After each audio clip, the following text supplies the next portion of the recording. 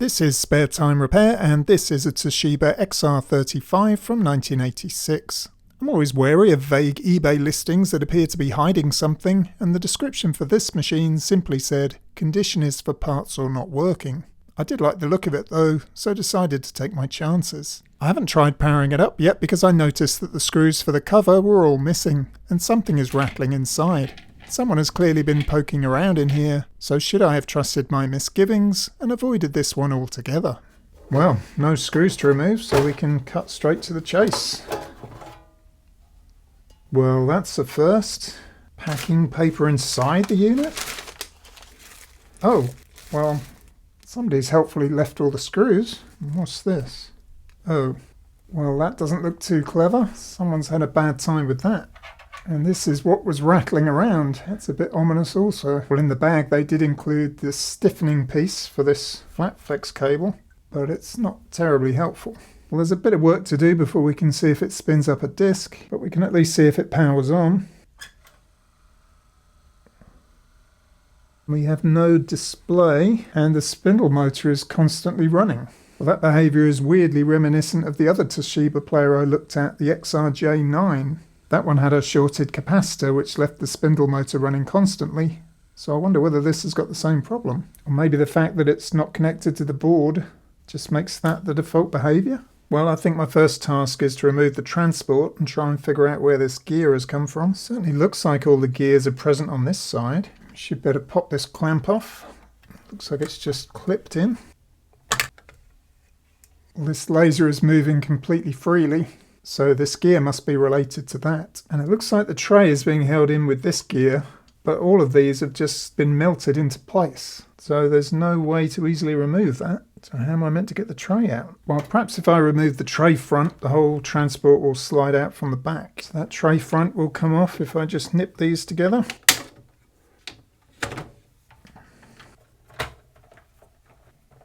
Got a grounding wire at the back here as well. Pop that screw back in so I don't lose it.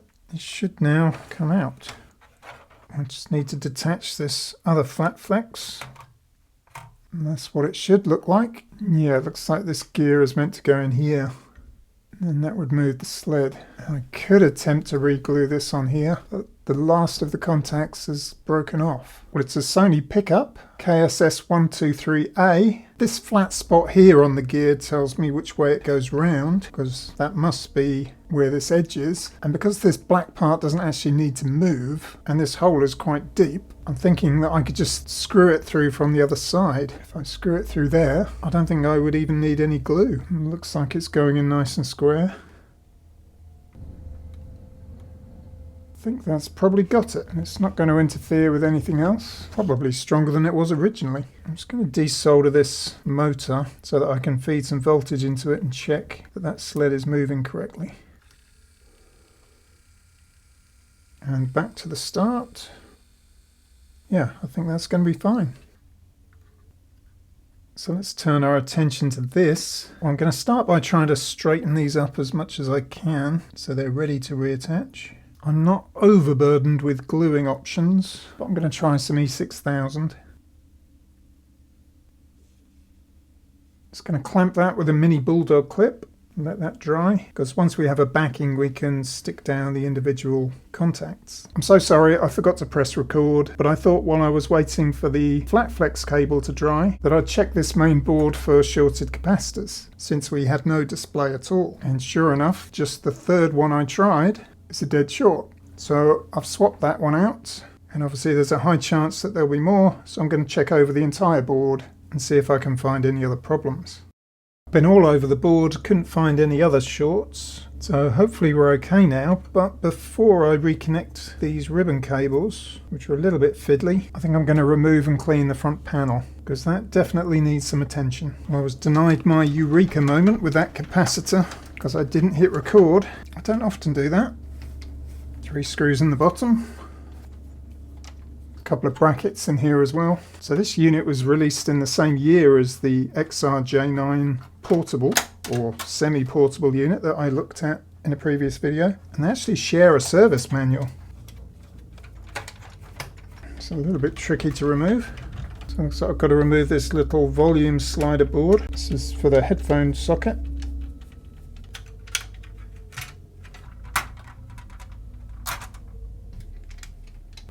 These screws feel pretty loose. I wonder whether someone's removed this before. Such a tiny LCD. I think it's even smaller than the realistic player I looked at. I think that's the same DAC as the realistic player.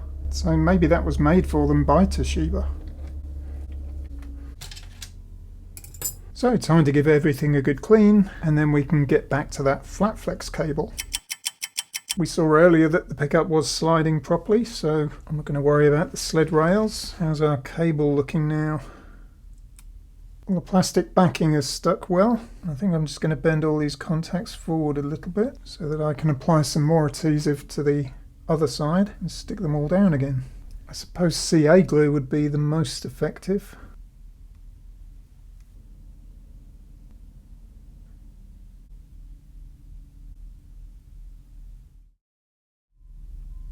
Well, they're not perfectly straight, but that was a lot easier than I thought it was going to be. But I do need to do something with the missing one at the end. I've just doubled up this strand of copper wire, so I'm going to see if I can glue that to here. Then I can just connect from the other end directly to the board. This might be too thick. It might just bunch up as I put it in the connector. I thought about using aluminium foil, but that could be too thin.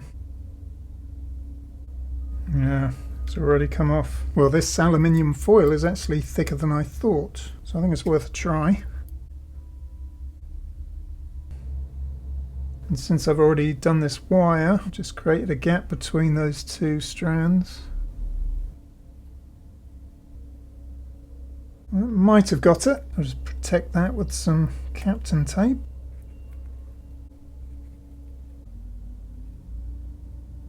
Well, I think it's got a chance. Just going to clean these leaf switches.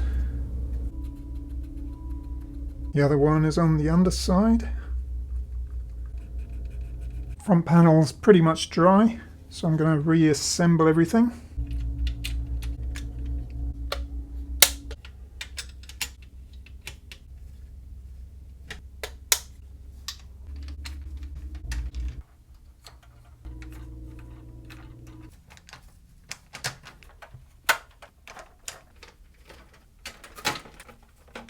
Right, now we can refix the PCB.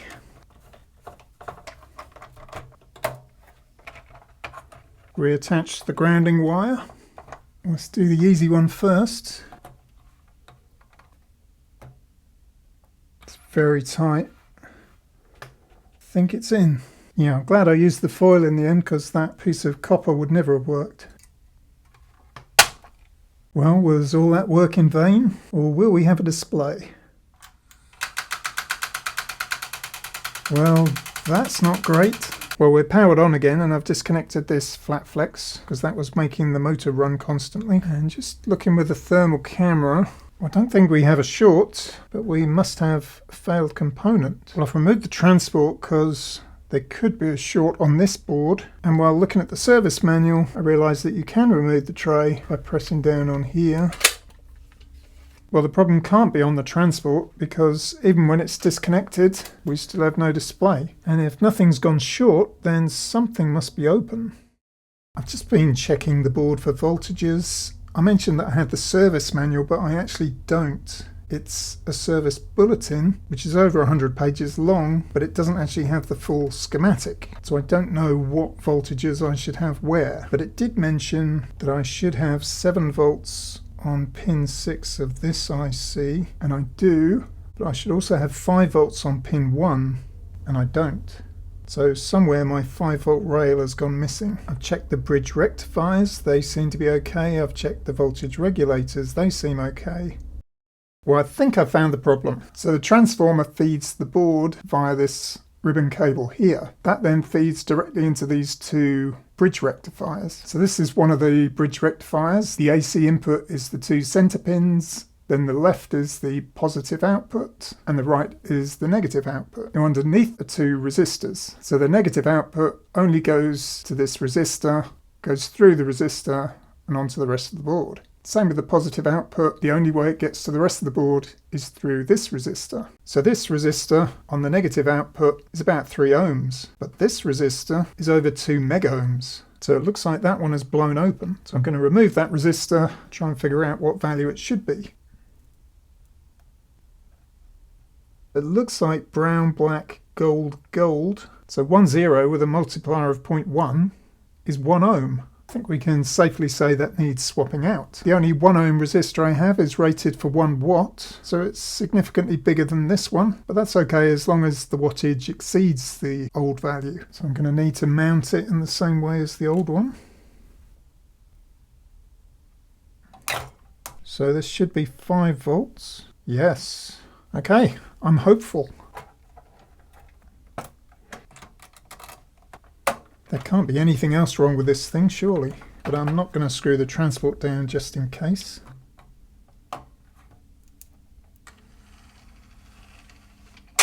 And here we go, moment of truth. I wonder whether it's that flat flex. I was thinking maybe some of that super glue has got on the contacts and it's interfering with the continuity. It's not even recognizing that the transport is in place. I think I've done something incredibly stupid. I just took the cover off this connector and it looks like the contact pins for that flat flex cable are on the left side and I've glued it so that the contacts are exposed on the right. So that plastic stiffening piece has been glued to the wrong side. Let's think about this. If I remove this connector and spin it round 180 degrees, that's not going to make any difference, is it? The right pins are still going to be contacting the right traces. That's going to be easier than trying to change that flat flex again. Okay, that's out. I'm going to need to straighten these pins up before I put it back though. I'm going to put a dot at this end just so that I don't accidentally put it back in the way it was. Just going to hold that in place with some white tack.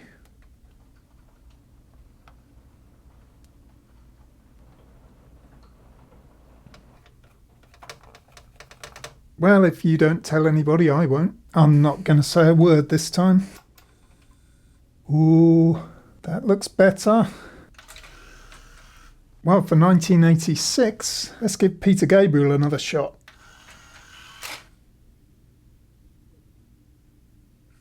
Oh, can anything else go wrong? It didn't look like the laser was trying to focus either. Well, I suppose we're slowly getting closer.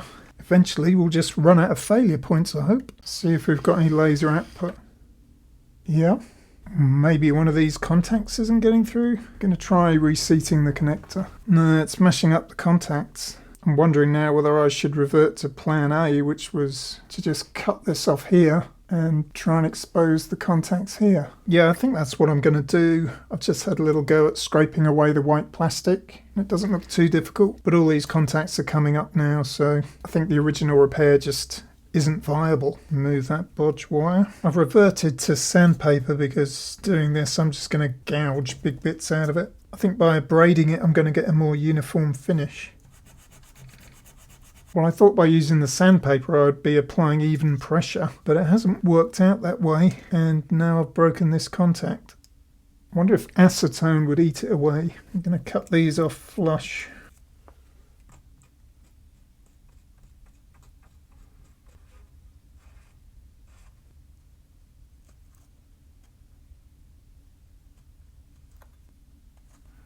I think this was the answer from the very beginning, so maybe I need to expose a bit more, cut the back off and then reapply this, or cut a new piece out of some clear plastic.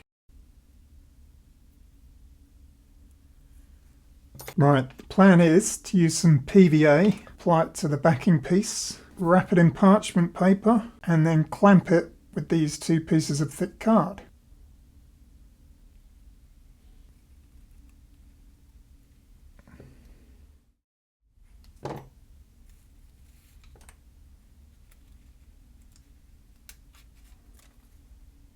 Well, it could work if I'm gentle. I'm past optimism now. I'm more in the realm of wondering what's going to go wrong next. Well, it went in okay, but it's already come detached from the stiffening piece. I don't know, we'll give it a try. That one goes in so smoothly. So will the disc spin up now? I can hear the motor moving now, the laser sled. Well, I'm fairly confident this is now connected correctly. So the issue must lie elsewhere. Well, I just thought I'd clean the lens, and I noticed when I did so that it was really stiff. And when I tried it earlier, it wasn't doing its normal focus search by bobbing up and down. If I gently grab it with the pliers, it's very stiff. I wonder whether the disc isn't spinning up because the laser can't find focus. You can see it's not doing its focus bobbing. It's been a couple of days because the weekend happened, but I've been giving this some thought, and I'm now completely convinced that the problem, or at least the latest problem, is that the lens is not able to move freely. So we'll look at that in a second. But over the weekend I was browsing eBay for broken CD players, and I saw this Kenwood DP750. And if it looks familiar, it's because, well, it's essentially the same player as this Toshiba XR-35. It's got exactly the same button layout on the front, and I found a YouTube video of somebody repairing one, and internally it's identical. And there is a service manual available for that machine, so effectively I now have a service manual for this. And from that I learned that the resistor I replaced that was open was in fact a fusible resistor, and therefore I shouldn't have replaced it with a normal resistor. So at some point I'll need to go in and swap those over, but I just wanted to acknowledge that to save people commenting. So getting back to the lens, I'm going to need to remove this black plastic shroud in order to see what's going on under here. I should just unclip. And you can see that although it does move, it doesn't move freely. When I move it like this, it should spring back into central position. And I assumed it was binding on this central pivot post, but in fact it looks like it's binding here. These are the magnets that are operating the coils. And it seems to be binding on this top one. I'm not sure how that's happened. I think the only way to deal with this is to desolder these hair-thin wires and lift this entire coil assembly off. It's a really odd problem that I've not encountered before. So it looks like I need to remove this retaining bracket, and then the wires are soldered onto these 4 small pads here.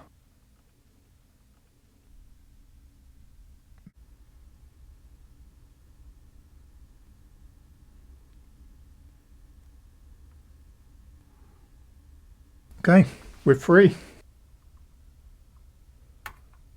From this angle you can probably see a thin sort of silicone loop that's just attaching it.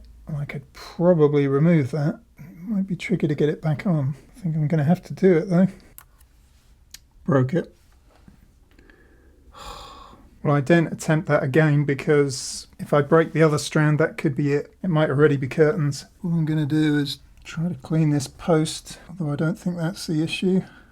So this top lens is called the objective lens, and this lens you can see underneath is the collimator lens. And obviously you don't normally have access to that, but since I do, I'm going to give that a bit of a clean. Also going to clean the inside of this ring, since that's what's riding on the magnet. This is just some paper soaked in alcohol. Well, that's moving more freely than it was. If only that silicone strap hadn't broke. I'm going to attempt to solder those wires back on.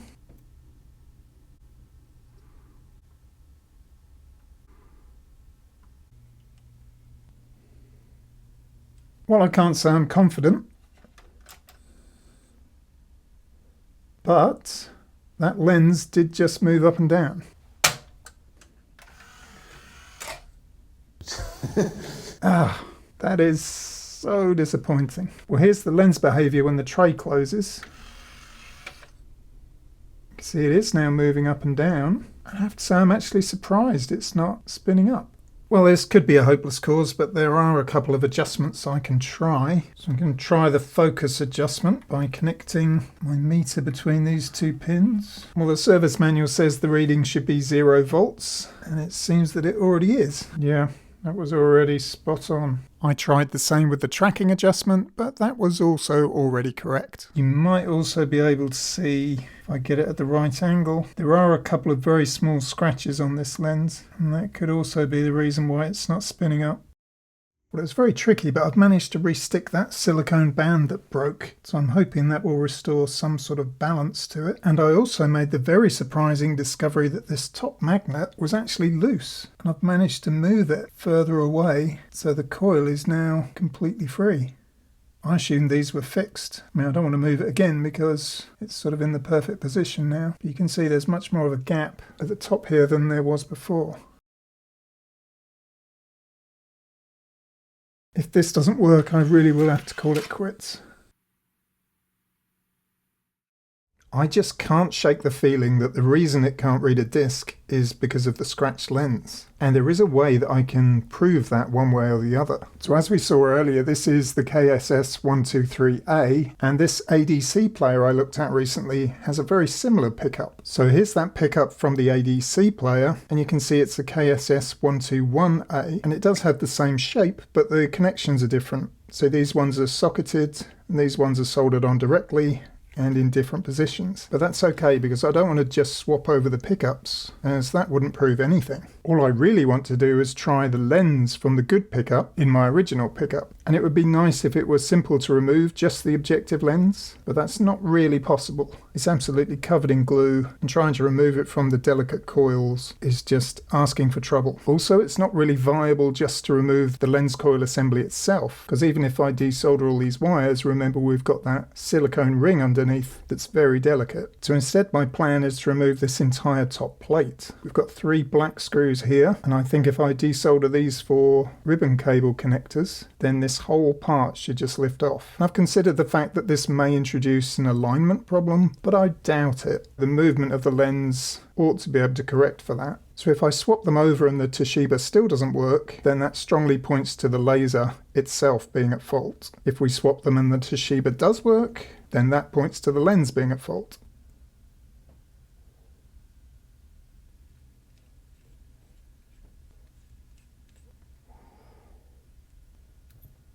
Well, that one's free, and that wasn't too bad. It's going to mark this one with an A for ADC. Let's now remove this one as well.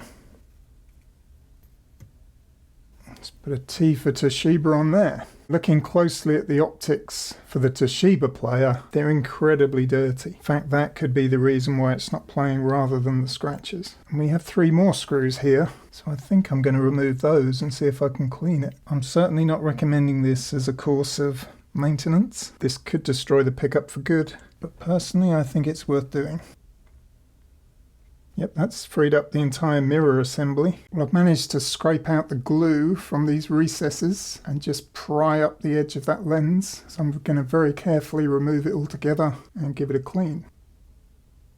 Hopefully you can see just how murky that lens is. I should have said that this grime is on the underside of that lens, so removing it was really the only way to get it clean. Again, this is completely insane. You should not be doing this. Unless, of course, you've decided you've got nothing left to lose. Well, that is a massive improvement. I've reattached the lens with the tiniest amount of PVA, which I applied with the end of a pin.